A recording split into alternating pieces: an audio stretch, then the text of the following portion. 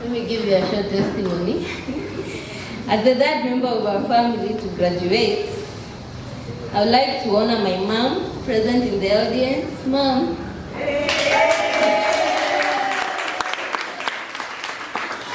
She encouraged and supported me to join in TMEC. No matter niko hapa sahi. Thanks a lot. I don't take one of it for granted, especially me being a mom. Mini mom. I'm also a wife to someone, and a student. It was very challenging. Sabunaona kutoka home, sababu nilikuwa nakaa hii side ya 44, natoka huko morning, so unaona mimi nitaamka 5. Tayarishe mtoto, tayarishe mzee, nijitayarishe, alafu nikuje shule. As in hiyo kitu yote tu ilikuwa too challenging sababu bado hiyo time hata sikuwa job.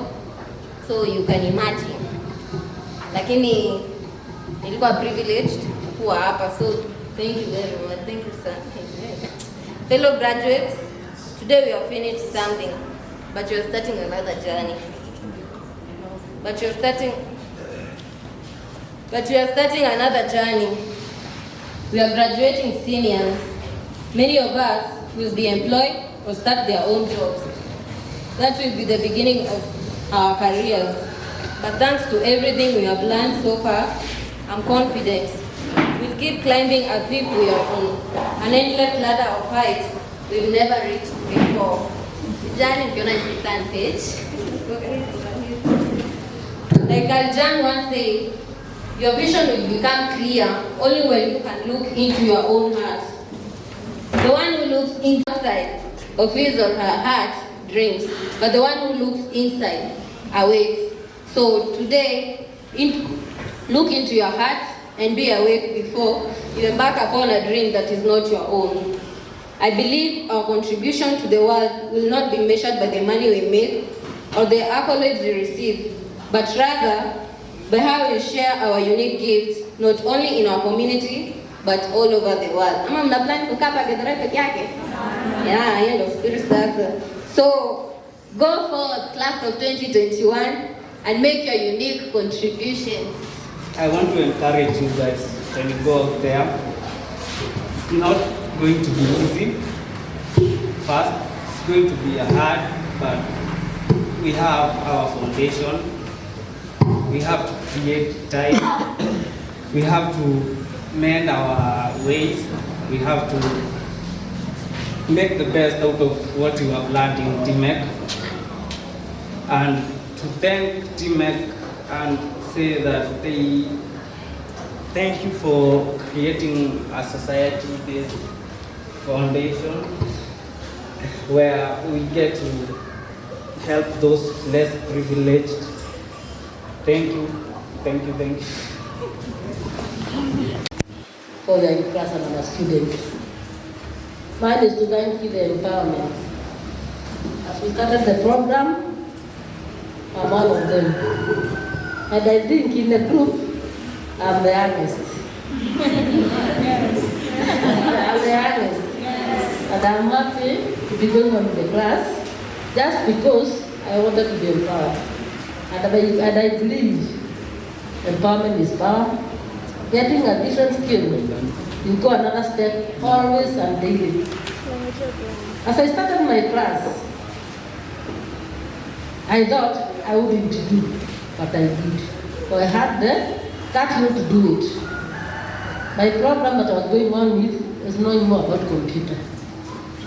I said I won't go about the sewing or hairdressing, but I'm going to go through the computer that I've done. Today, I can type a letter, I can go to my website. Now I know the difference between a soft copy and a hard copy. Those are things I've known. And I'm going to continue to it. So I have the energy, and I feel I can do, and I am glad of doing it. And also I would like to congratulate the team, the empowerment team. As they came, I was one of those who are looking for the girls, the girls that we have in our village, the highly vulnerable. But I thought, the highly vulnerable are here. Here we have the parents of children with disability. Even as here, at that age, they are caregivers of children with disability. And me being one of them, regardless the age, my age is only 18. What disturbs me is only the experience I have in life for about that reason, isn't it? So I'll work together with you, but I'm going to make the difference. Thank you very much. Sindio, jaribu simama na miguu yako. Ukisikia kuna diploma. Go for that. Mumeweka discipline for class. Yes, madam, have they been disciplined? Yeah, because that is our motto. We eat, preach, and walk and sleep discipline in our school. That is why you are finished. Kama ungekuwa na discipline ungemaliza. Wazazi na wale marafiki wamekuja kuona drivers wetu. Amjambo. Unasikia vizuri? Siku zote ukivaa hiyo kofia mambo yanakuwa mazuri. Hii ndio mara mbili, na kwa hivyo najua utamu wa mara ya kwanza na mara ya pili. Najua vile inakuwa. Kwa hivyo nyinyi kwanza mmeanza na mmeambiwa na mama hapa hiki ni chanzo tu.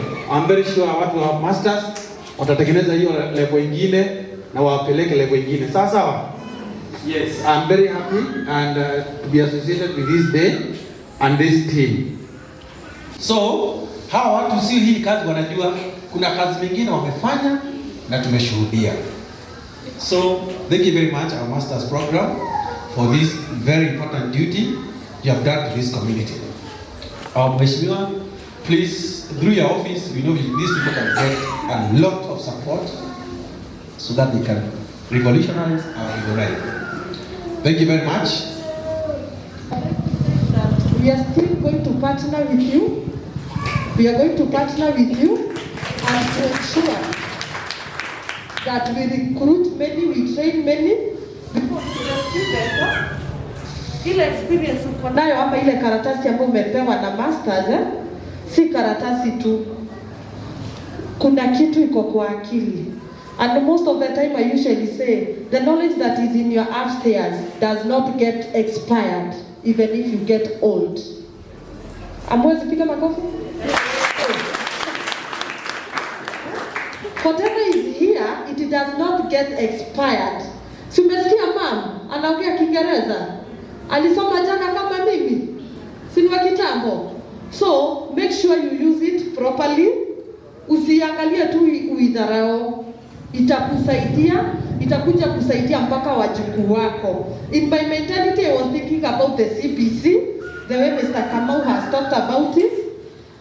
Wenye tulisoma that era, wakati tulikuwa tunafanya art and craft, tulikuwa tunafanya home science, primary, tukafundisha mambo mingi sana. Today, my daughter, she's in Form 3 and she cannot kuchukua tu kifungo kuweka kwa blouse ya shule. That is the generation that we are having. And I thank the government of the CPC because sasa tutakuwa na generation nyingine. Na nyinyi kutusaidia sasa ku capture this middle age who are trained sasa, because this is the CPC now. Ama niache Mr. Kamau? Si ni kweli? So tuitumie vizuri, tuweke mawaidha ambayo tumepewa na mama, tuhakikishe na wewe utaweza saidia mtu mwingine. And masters empowerment, as we proceed next year, bring such class in Ruiru. I'll push for that because we had an agreement that we are going to train some from Ruiru, but due to challenges of bus fare, we cannot, they couldn't manage, and we also couldn't manage to pay for them. But next year, let us have a class in Ruiru.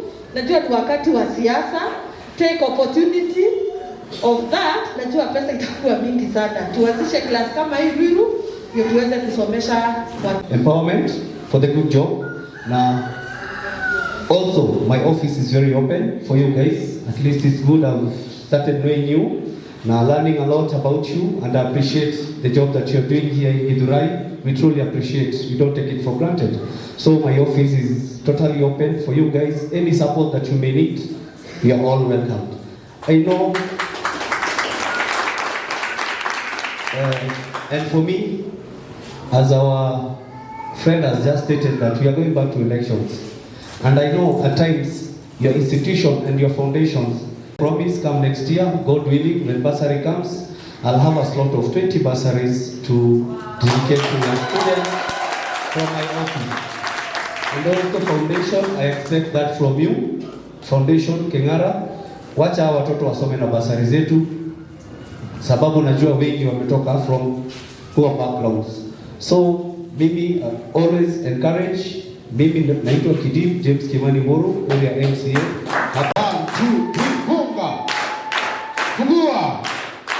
Asante.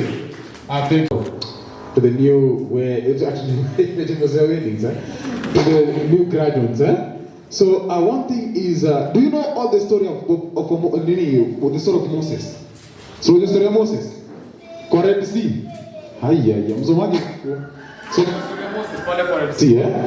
So Red Sea, God asked Moses, what do you have in what? What do you have what? Exactly. Na akasema nini? Akasema? Exactly. And what happened? What happened?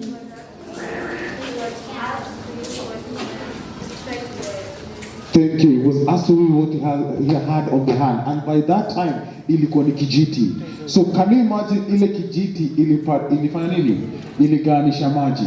The same with you. What do you have in your hand? That certificate. That certificate can make things great.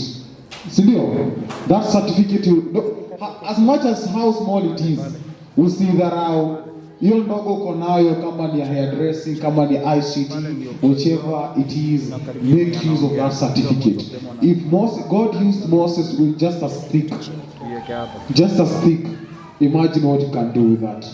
So don't usidharau your certificate. Go out there. We are product of you guys. Actually, you guys, the best thing is okay, I'm an employer, and one of the things we do, we look for the skills. And the skills, that's the best thing you can get, skills. So no matter how you are, lakini are you skillful? That is what we normally look for. Na kama uko skillful like you have, that thing can take you in a great height, kabisa. So use that small that you have, tumia hiyo, fanya research, do research in that field, be the best in that field, and you're going to be a great person tomorrow. So thank you so much, guys. Appreciate it. May God bless you. Merry Christmas. Happy New Year. So at this time, I want to welcome to the book of Proverbs 24 and verses 1. Allow me just to read that verse. The Bible says that through wisdom, the house is built, and through understanding, the same house is established. She is always my inspiration. She has really moved.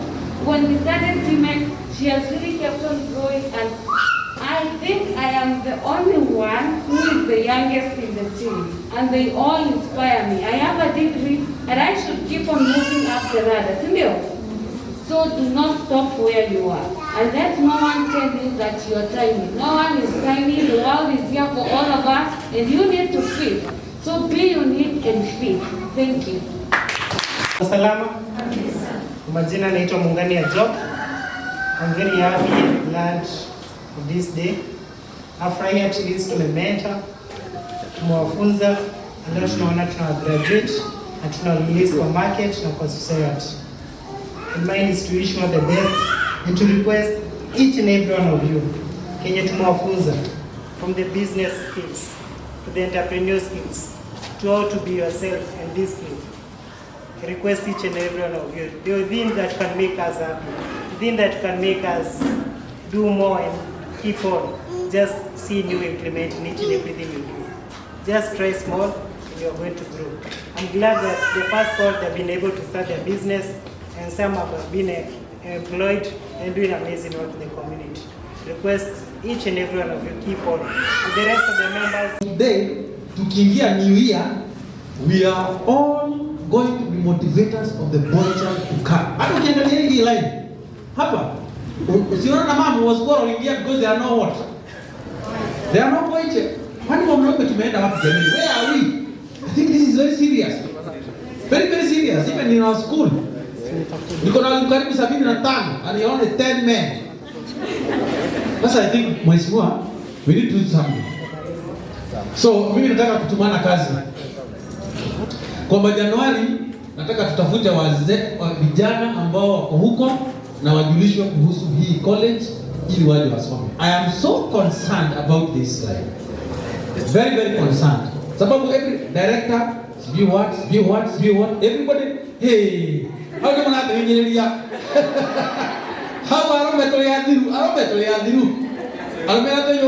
men in the house, we are finished. We are finished, we need to wake up. Wazazi mumeona? There is something very serious. Na watu wanaweza kuchukua kama ni mchezo, na huu si mchezo. Huu si mchezo, this is serious. Kuna mambo mengi mimi nataka kuambia. Because niko na mkataba na Mungu. We have agreed with God that I am now halfway my age. So Mungu tumekubaliana na yeye anipatie another half. But before that half comes to an end, kuna kitu mnataka sijui kama mnatabiri mnaona mambo ya discipline yetu. If you don't take care very much, in another 50 years we shall be recognized again. Kwa sababu ya wale watu ambao tuna produce. My other thing I can... Kusoma si rahisi. Na mnajua hivyo, si ndio? Especially kusoma any masomo yenye inakuja after high school. Ni masomo ngumu kwa sababu tunaita adult education. Kwa sababu unasoma na uko na other responsibilities, uko na vitu zingine unafanya kando kwa sababu when you already a grown up na there are things you're supposed to be doing, si ndio? So for me ni kwa congratulate sana. Keep up the spirit. Tafadhali kama unasikia uko na the passion ya kuendeleza kusoma chenye umeanza, tafadhali endeleza. Sawa? The only way tunaweza jitoa kwa our own problems ni through masomo, through kuchanuliwa, through kuchichanua, si ndio? And this is going to guide you. Mind yako kama binadamu, from the researchers, from the scholars, wanasema your mind is divided into 3 parts. Kuna conscious, kuna unconscious, na kuna preconscious mind. Kwa psychology tunaita id, kuna superego na kuna ego. Why am I talking about this? Ni kwa sababu in all your life kuna kitu moja tu yenye Mungu alitubless na kila kitu, but hakutake the freedom to make your own decisions. Mungu hakusema ati mimi ndo nitakuwa na kumekia decision. That's why akatumia freedom to make our own decisions. Akatupea breast na brain. And now I'm here to tell you that your brain is divided into 3 categories. Kuna conscious, kuna unconscious na kuna preconscious. Na sasa kwa psychology inaitwa id, kuna superego na kuna ego. So this is what will happen to you now after you have graduated from school. Mind yako, you will always have 3 experiences. Kama utakuwa unapata mambo 3 ina conflict kwa mind yako. There is the id. Id ni inborn. Ni kitu umesaliwa nayo. Unaonanga mtoto wa kusaliwa analia anataka kupewa maziwa saa hiyo. Ama analia ndio hataki kulala, anataka kushikwa. That is the id part of your brain. Hiyo id inatakanga instant gratification. Ile yenye akisema anataka maziwa, analia na yeye hataki anything else, anataka tu maziwa. That is an inborn part of your brain. Look at the history of TMEC. Inakuanga there were very many reasons why we should not start. Imagine unaanza kitu kama you've seen them, they are not on a pen. So most of the time Anna rules, and there is that part of their plate that tell them, please don't do this, please don't do this. And then there is the part that I've been telling them, just do, because if you do, there are benefits. It is not only you who benefit, but very many others. So who are guided at these three principles of your brain? Kumbuka kuna super ego, na kuna ego, there is an ego. There is a part of your brain that will always tell you to take the right decision and be following it. Kama sasa, if you keep just listening to the part that tells you don't go, don't do, you will achieve totally nothing. Don't understand when you are huko kwa street, you are doing nothing because wamekosa kubalance. Always listen to the one that is telling you their benefits and their consequences to whatever step that you are going to take. Okay, follow your heart. Hii freedom yenye uko nayo to make the decisions. One day you will look back and you will actually thank God and thank you anyone who encouraged you to keep going. Ningekuwa hapa angesema na nikienda nikimwambia nilisema hata niambia ungesema hivyo. Nimesikia Mr. Kamau na Kidimu akisema tuko na challenge ya boy child. Kwa list hata ukikuja kwa ofisi yetu ya CDF, ile majina mingi ni ya wasichana. Challenge kwako pia. Januari tunapeana bursary na nafikiria unaanzisha klasi nyingine Januari. The first 20 boys male child. The first 20 male child. Au tutalipia bursary. Yeah? The first 20. So, wazazi kitagua ni kweli, hamjaza wasichana peke yao. Ambia jirani alete kijana, masomo ni free. Wewe ni kupea tu chai asubuhi ya kuja kwa darasa. The first 20 Kidimu. Wewe unalipia 20 na huku sema ni akina nani, mimi nitalipia 20 boys. Lakini sitapeana tu 20 peke yake, even the girls. Lakini priority kwanza tupatia boy child. Si ndio? Kwa sababu sisi sasa wanatupatika tubimba na huko alafu wanaelewa kutusaidia wakuja tuwapatie course. Asanteni sana. Community workers who have gone out to, since we don't have the ability to come to where you are, but you have community workers who come to where you are. Silikweli, who bring the word about the masters to you. We really honor you and we appreciate you. Mungu awabariki sana na awatendee mema. Kwa hiyo kazi mmefanya na tutaendelea kufanya pamoja. So, to cut a long story short, we are here to graduate. Hata hayo mambo tumeongea si pia ni mzuri. So we are here for a graduation ceremony, and now I am going to speak in English because we are learned friends. You're my learned friends. I want to take this opportunity to welcome our chief guest. I don't know whether she is going to address us from there or from here.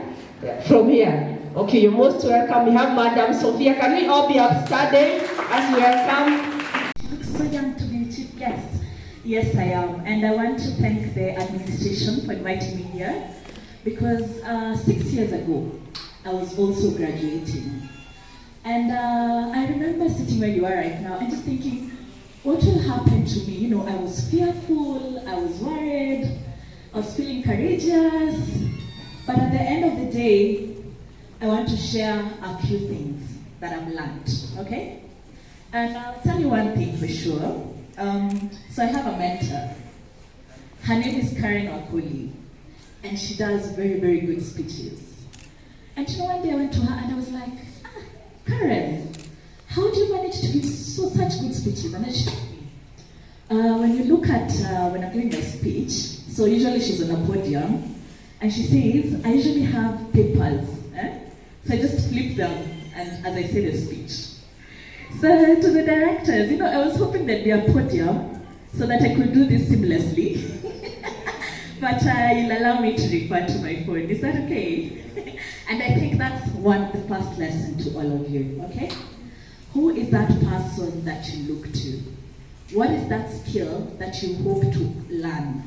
It's okay to go and ask them. Because the truth is, you learn kuna series are under the desk. Are we together? And that is that is my first lesson to you. But back to my graduation story. When I was graduating, I vividly remember our guest.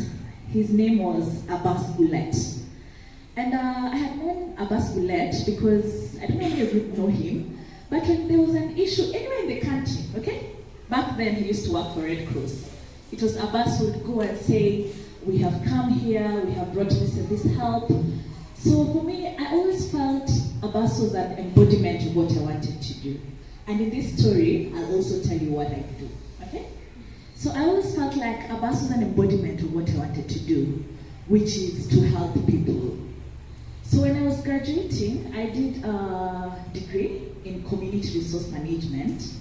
At that point, I just knew I wanted to work with the community. Hello?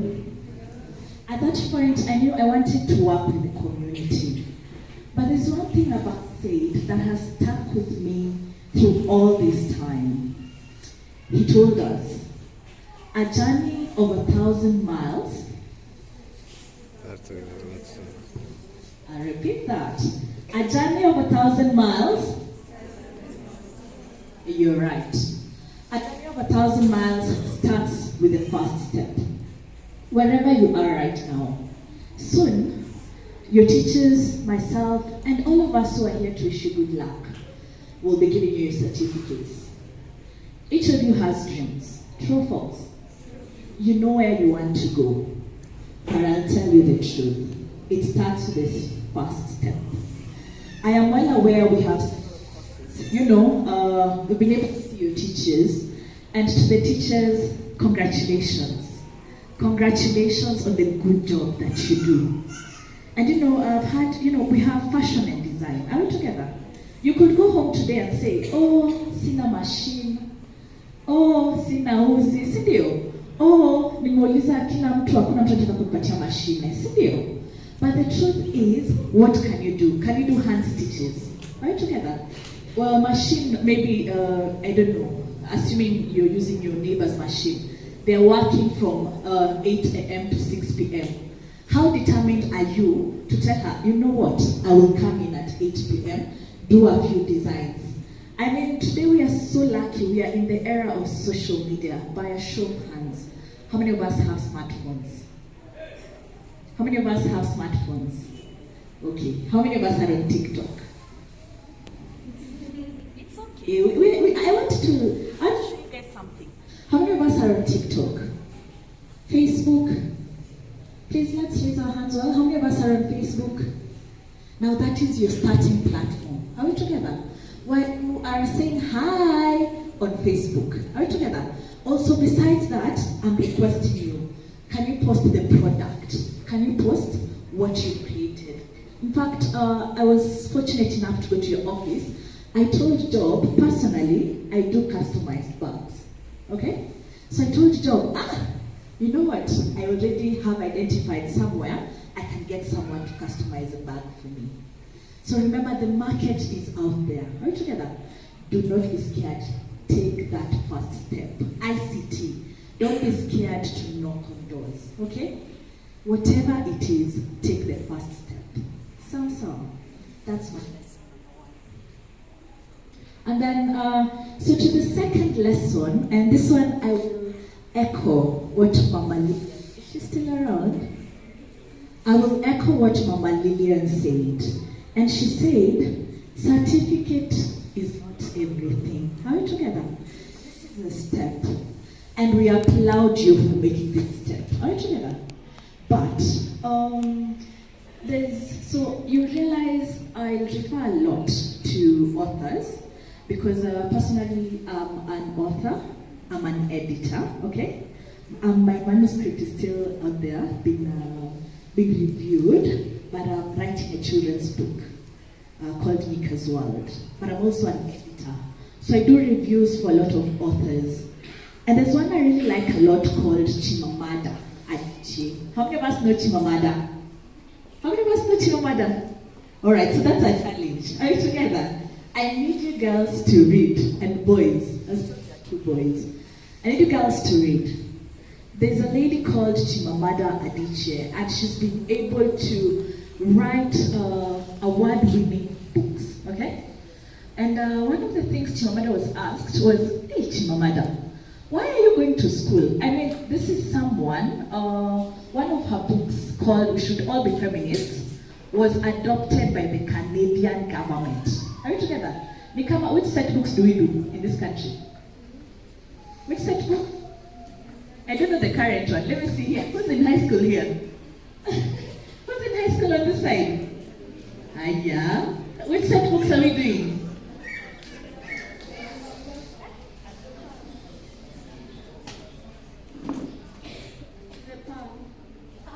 Yes, the PAL. Right together. So what happened is that Chimamada's book, We Should All Be Feminists, was adopted for 16-year-olds because the country felt that the women need to know the power that they hold. So she was asked, I mean, you've reached the epitome of life. What else? I mean, as an author, to be recognized globally, what else do you need? And she said, and I want to echo her words and tell them to you, okay? She says, don't think today as the day you stop being a student. Be a student for the rest of your life. So whether it's getting a certificate, a diploma, a degree, a master's, a PhD, it does not matter. Are we together? Make sure you keep on reading. And that's my challenge to you. That's my lesson number 2 to you, okay? Whatever happens after you leave here, make sure you continue reading. Will you make sure you continue reading? Will you continue reading? How many of us will stop? All right, and then lesson number 3. Now, how many of us have heard about a vision board? About a vision board. And I'm sorry parents, I'm really focusing on this side because I want to speak to the graduates, okay? But I hope you're together. How many of us know about the vision board? Okay, I'll tell you something. The vision board is something that works, one, it's worked for me. But most importantly, it's about putting what you have in your mind on a piece of paper that you can be able to see every day. I'll give you my own example.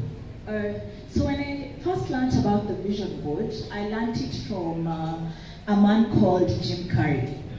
So Jim Carrey is an actor, he's an American actor.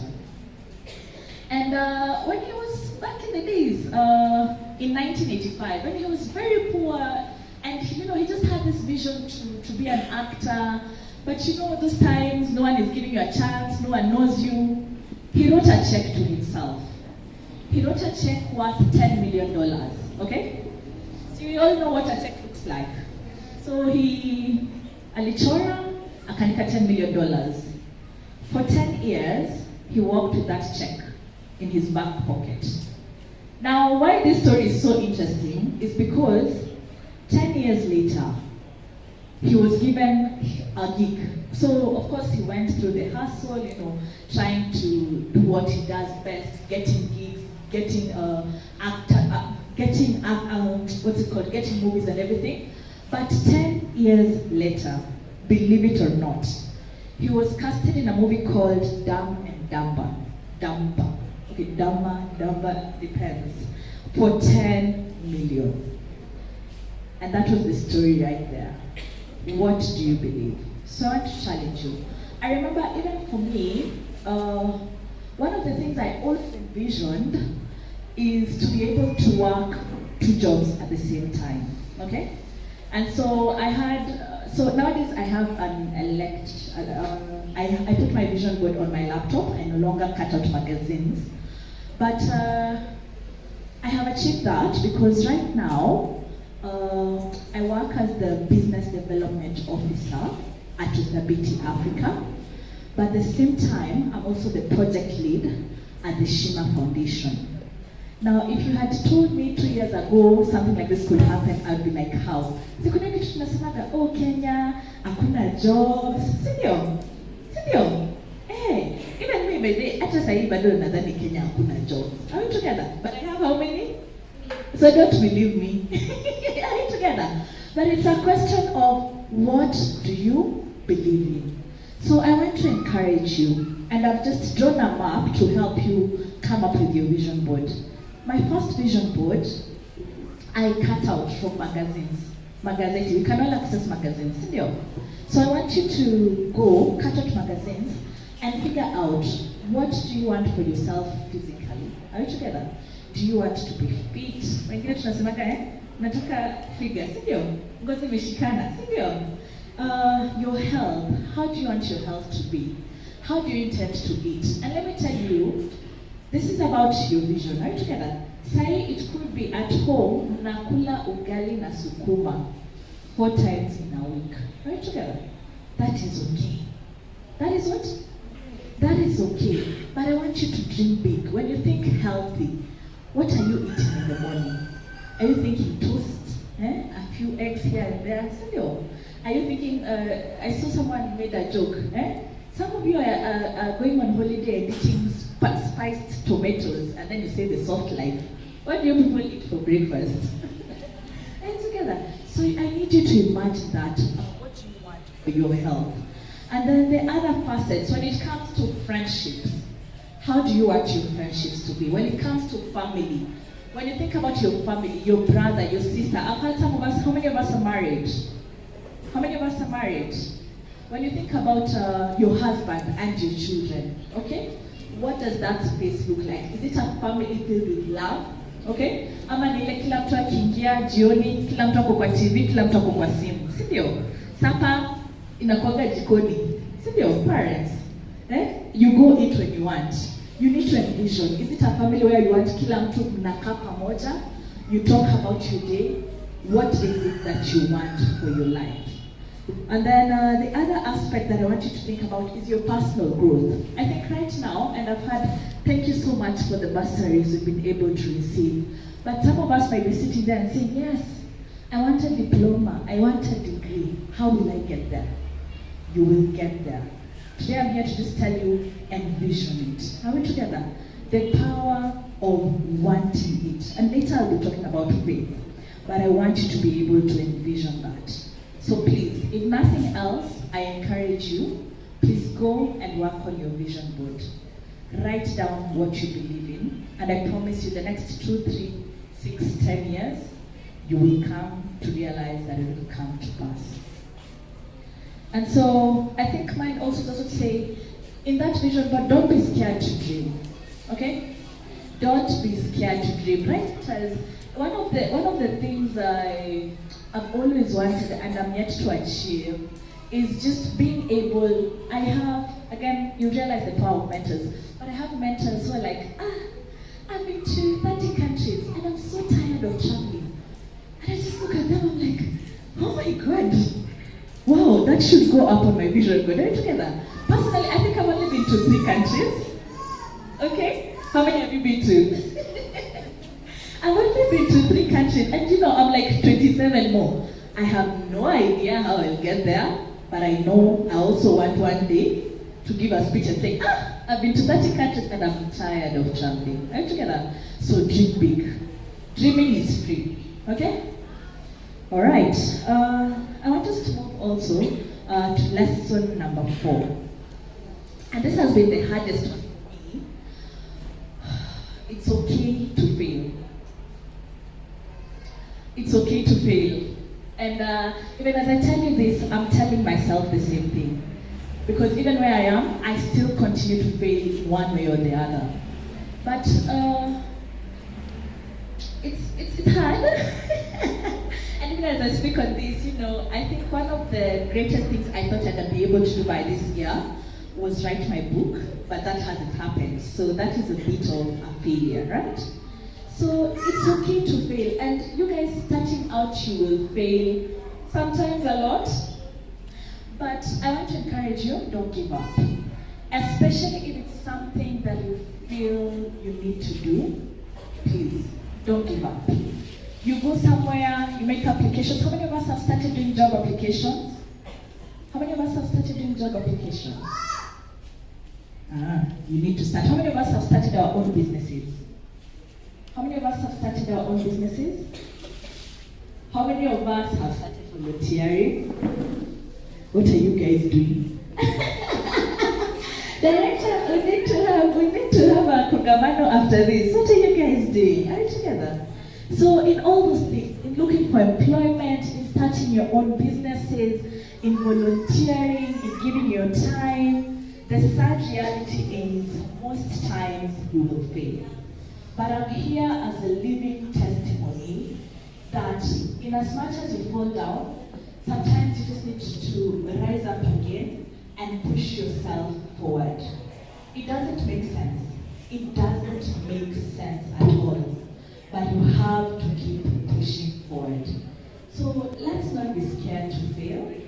I pray and I hope that we have support systems. And when I pray and hope we have support systems, I'm so happy because our support systems are here. Okay? Our support systems are here. So as parents, as brothers, as relatives, let's support our students. We know their heart's desires. So just come here, the tailoring example I gave. I need to go 7 to 8. Na ukapo na mwambia, pika supper. Let us support them in their dreams. And for you, don't be scared to go out and pursue what you believe in. Okay? And the last one that I'd like to share, the last lesson, and this is my favorite lesson actually, is, no, this is the second last one, sorry, but it's my favorite, is volunteer, volunteer, volunteer. Now I told you I'd tell you what I do towards the end. So for me, well, I'll just give you my real life story. When I finished campus, I knew I wanted to be in the NGO world, okay? I didn't know how. I just knew I wanted to work with people. So I was lucky enough nikapata kazi ya marketing. In Nairobi msituane hivi, tumeuza vitu. Are together? Wangapi wamefanya kazi kwa supermarket? Ile ya kusimama na kusmailia watu. Ndio maana smile yangu iko mzuri hivi by the way. It comes with practice. Are together? Wangapi tumeuza vitu kwa supermarket? How many of us?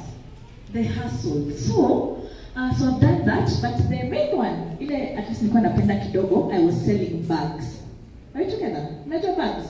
Hizi za shule. I was selling bags. And so when I was selling bags, I was so unhappy. I was unhappy. So I used to sell bags from Monday to Friday. Are you together? But you remember in my heart I knew I'm into a community. Are you together? So what used to happen is on Saturday and Sunday, you know these activities for giving back, so you know them. So I'd go to those activities and just volunteer my time wholeheartedly. So I did that for about 2 years, okay? And yeah, so I continued. I mean, I had to make a living, right? So Monday to Friday, I go sell bags. But I'm a good salesperson. You should come to me for tips. And then now on Saturday and Sunday, I'd go and volunteer with organizations that work with communities. I did that well, and this is the secret I want all of you to get out of this story. Both of them, the marketing and the volunteer work, okay? Zero. In fact, the money I used to get for marketing is the one I used to use for transport. I just because I see guys are given transport. Back then, ni wana jisimamia mwenyewe. Are we together? And so I did that for a while. Fast forward to 4 years later, I get a call. I'm still doing marketing somewhere around. I get a call and they're like, hi.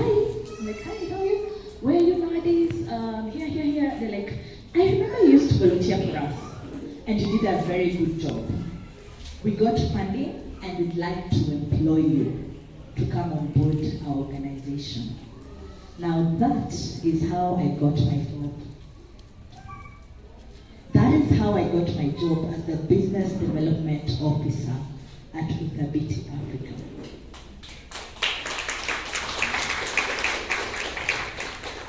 So the lesson I want you to take home.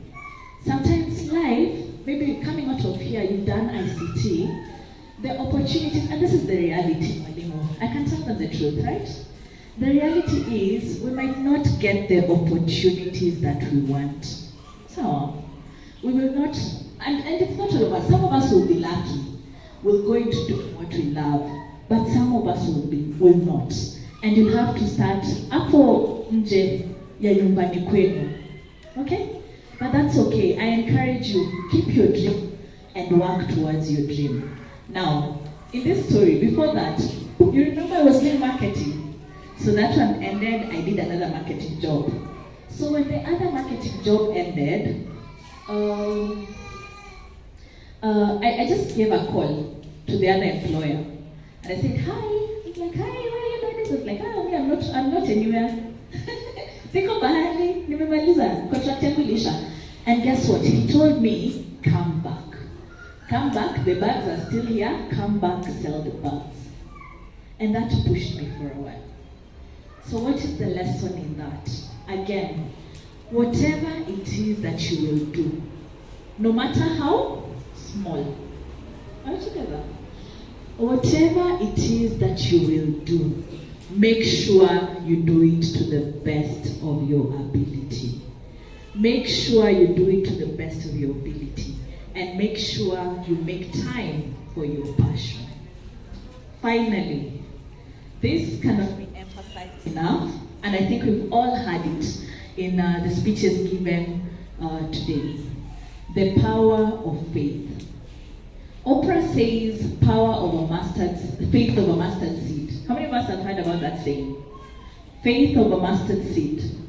So I've never seen a mustard seed live, but it's, you know when you eat a passion, you guys have seen a passion fruit?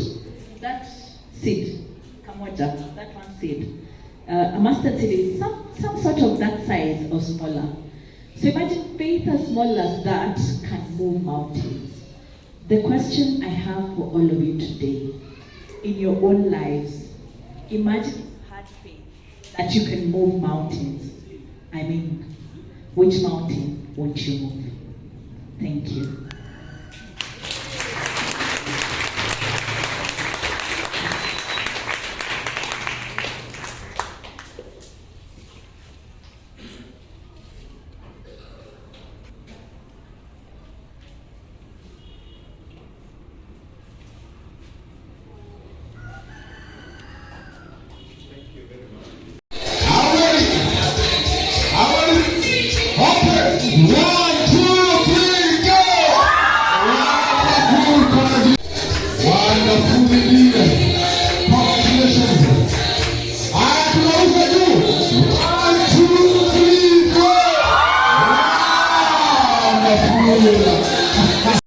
With another token on top of that, 1,000 shillings. And she's a member of our board. And I just came to realize the other day that we did the same Form 4 exam the same year with this lady 42 years ago as I speak. Na unaona bado katika hiyo miaka anasoma na anapambana na watu na wanyinyi wadogo. Can we give her a standing ovation please? Standing ovation from Madam Jacinta. Please, standing ovation please. Thank you very much. Thank you very much. She is a community worker and I want to ask Mheshimiwa tafadhali, let us do something about this. Mheshimiwa hata kama ame. This is a person and a half. She is everywhere in this community and she's changing it. Thank you very much. Sorry, don't mind. Na unaona miaka yake na bado anapata. Click them kina smile smart.